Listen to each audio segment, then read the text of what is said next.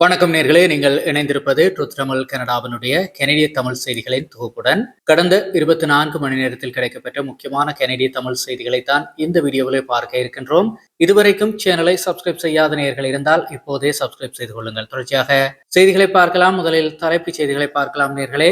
கேன்சக்லே சாப் குளோபல் பாதுகாப்பு பொறிமுறை கொள்முதலை காரணி அறிவித்திருப்பது கனடாவுடைய தற்பாதுகாப்பு பலத்திலே ஒரு பெரும் அதிகரிப்பை கொடுத்திருக்கிறது. அதே போல ஒரு முக்கியமான எம்பி ஒருவர் ராஜினாமா செய்ய போவது லிபரல்ஸுக்கு மீண்டும் ஒரு நெருக்கடியை கொடுக்க இருக்கிறது.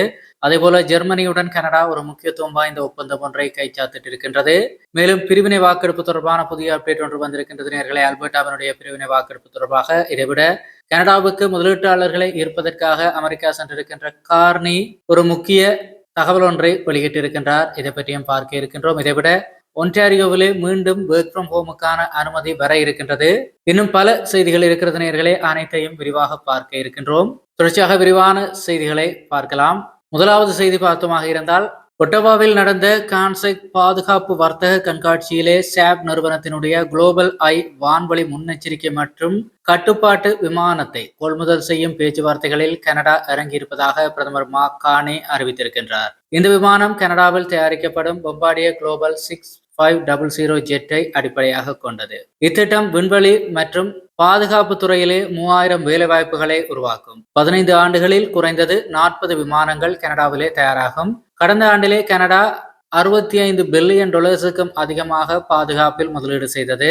பெர்லின் சுவர் வீழ்ந்த பிறகு முதன்முறையாக ஜிடிபியிலே 2% பாதுகாப்பு செலவாக கனடா செய்திருக்கின்றது. இது கனடாவினுடைய பாதுகாப்பு தொடர்பான மைல்கல்லிலே ஒரு முக்கிய மைல்கல்லாக பார்க்கப்படுகிறது.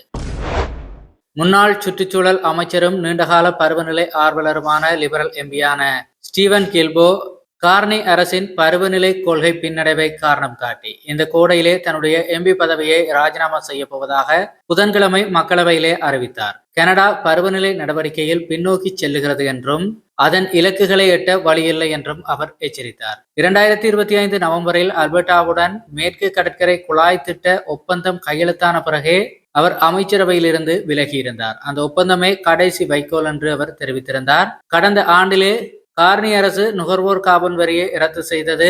மின்சார வாகன விற்பனை கட்டாயத்தையும் நீக்கியது. இதனால் தொடர்ந்து மனமுடைந்து போயிருந்த அவர் தற்போது இந்த முடிவை எடுத்திருக்கிறார். வடமேற்கு பிரிட்டிஷ் கொலம்பியாவிலே முன்மொழியப்பட்ட இசிலிம்ஸ் எல்என்ஜி திட்டத்திலிருந்து 2030 முதல் 20 ஆண்டுகளுக்கு ஆண்டுக்கு 1 மில்லியன் டன் திரவ இயற்கை எரிவாயுவை ஜெர்மனின் செஃபி நிறுவனம் வாங்கும் என்று கனடா அறிவித்திருக்கிறது. இது ஒரு ஐரோப்பிய பையருடன் கனடாவுக்கான முதல் எல்என்ஜி ஒப்பந்தமாக பார்க்கப்படுகிறது. அமெரிக்காவை தாண்டி ஏற்றுமதியை பல்வகைப்படுத்துகின்ற ஒரு முயற்சி என கூட்டாட்சி எரிசக்தி அமைச்சரான டிம் ஹாட்சன் கூறியிருக்கின்றார். ஏறக்குறைய $10 பில்லியன் மதிப்பிலான இந்த திட்டமானது பழங்குடியின சமூகங்களினுடைய சட்ட போராட்டங்களினால் கொஞ்சம் நெருக்கடிக்கும் உள்ளாகி கொண்டுதான் இருக்கின்றது. அரசியல் ரீதியாகவும் மாறுபட்ட கருத்துக்கள் இதிலே இருக்கிறது. அல்பர்டாவின் கனடாஸ்கிஸில் நடந்த பிரீமியர்கள் கூட்டத்திலே அல்பர்டாவின் முதலமைச்சர் டேனியல் ஸ்மித் திட்டமிட்டுள்ள இலையுதிர் கால பிரிவினை வாக்கெடுப்பை ஓராண்டு அல்லது 2 ஆண்டுக்கு நிறுத்த வேண்டும் என்று மனிடோபாவினுடைய முதலமைச்சர் வாப் கினியோ பகிரங்கமாக வேண்டியிருக்கின்றார். குழாய் திட்டங்கள் உள்ளிட்ட பெரும் திட்டங்களை கட்டுகின்ற இந்த நேரத்திலே ஒன்றிணைந்து பணியாற்ற வேண்டிய நேரம் இது என்றும் அவர் தெரிவித்திருந்தார். கனடாவை ஒரு முதன்மை முதலீட்டு இடமாக நிலைநிறுத்தும் முயற்சியிலே தலைமை நிர்வாக அதிகாரிகள், தொழில் முனைவோர், மூலதன மேலாளர்கள் போன்றோரை சந்திப்பதற்காக பிரதமர் மார்க் கார்னி நியூயோர்க்குக்கு சென்றிருக்கின்றார். அங்கே கனடாவின் புதிய பொருளியல் உத்தி குறித்து நியூயார்க் பொருளியல் கழகத்திலே உரையாற்றவும் வணிக வட்டமேசையை சந்திக்கவும் திட்டமிடப்பட்டிருந்தது. கனடாவினுடைய AAA தரம், G7இல் மிக குறைந்த கடன் GDP விகிதம், சமீபத்திய வரி குறைப்புகள், உட்கட்டமைப்பு முதலீட்டுக்கு உலகின் மிகவும் ஈர்க்கக்கூடிய சந்தை என்கின்ற தரவரிசை ஆகியவற்றை பிரைம் மினிஸ்டர்ஸ் ஆபீஸ் அங்கே சுட்டிக்காட்டியது. அமெரிக்க வரி பிரச்சினைக்கு மத்தியிலே கனடா, அமெரிக்கா, மெக்சிகோ வர்த்தக ஒப்பந்த மறு ஆய்வுக்கு சில வாரங்களுக்கு முன்பே இந்த பயணம் நடந்திருப்பது ஒரு முக்கிய திருப்பமாக பார்க்கப்படுகிறது.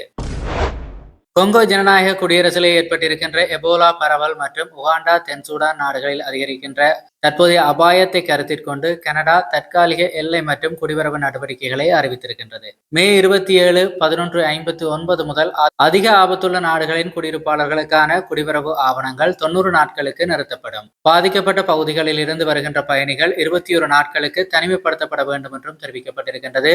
கனடியர்களுக்கான ஆபத்து குறைவாகவே உள்ளது என்றும், ஆனால் உலக கோப்பை மற்றும் கோடை பயணம் எனும் கருதி மிகுந்த எச்சரிக்கையுடன் இந்த நடவடிக்கை எடுக்கப்பட்டதாக அதிகாரிகள் கூறியிருக்கின்றார்கள். வாரத்திற்கு 350 பயணிகள் இந்த 3 நாடுகளில் இருந்தும் வருகிறார்கள்.